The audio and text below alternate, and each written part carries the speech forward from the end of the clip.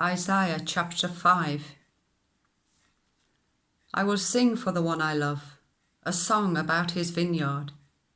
My loved one had a vineyard on a fertile hillside. He dug it up and cleared it of stones, and planted it with the choicest vines. He built a watchtower in it, and cut out a winepress as well. Then he looked for a crop of good grapes, but it yielded only a bad fruit. Now, you dwellers in Jerusalem and people of Judah, judge between me and my vineyard. What more could have been done for my vineyard than I have done for it? When I looked for good grapes, why did it yield only bad? Now I will tell you what I am going to do to my vineyard. I will take away its hedge, and it will be destroyed. I will break down its wall, and it will be trampled. I will make it a wasteland, neither pruned nor cultivated, and briars and thorns will grow there. I will command the clouds not to rain on it. The vineyard of the Lord Almighty is the house of Israel, and the people of Judah are the vines he delighted in. And he looked for justice, but saw bloodshed, for righteousness, but heard cries of distress. Woe to you who add house to house and join field to field, till no space is left and you live alone in the land. The Lord Almighty has declared in my hearing, surely the great houses will become desolate, the fine mansions left without occupants.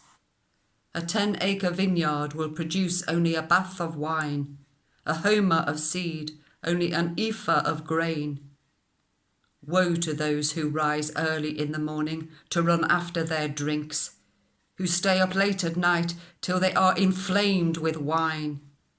They have harps and lyres at their banquets, pipes and tambourines and wine, but they have no regard for the deeds of the Lord, no respect for the work of his hands. Therefore my people will go into exile for lack of understanding. Those of high rank will die of hunger, and the common people will be parched with thirst. Therefore the grave enlarges its appetite and opens wide its mouth. Into it will descend their nobles and masses, with all their brawlers and revellers.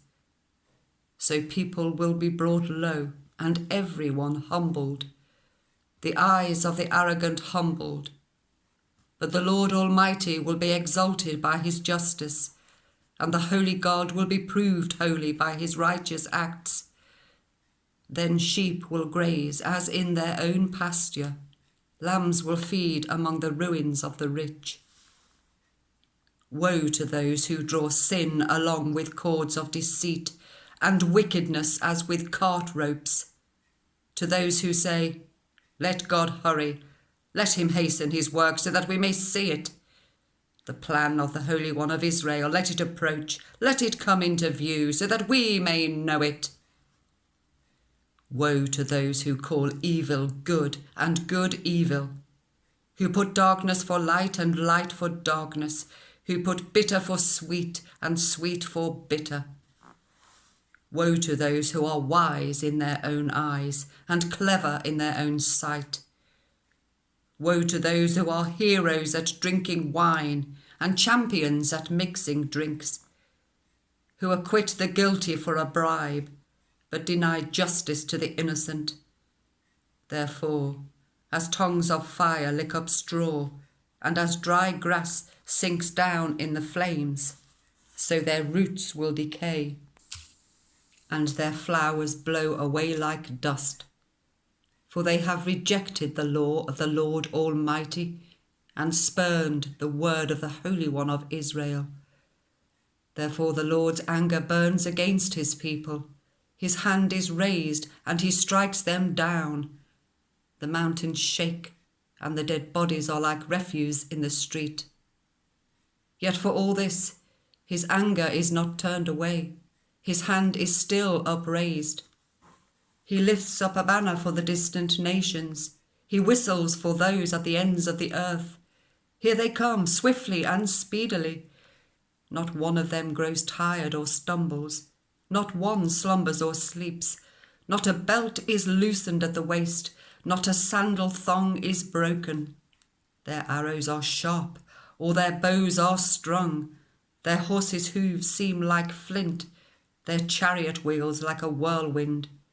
Their roar is like that of a lion, they roar like young lions.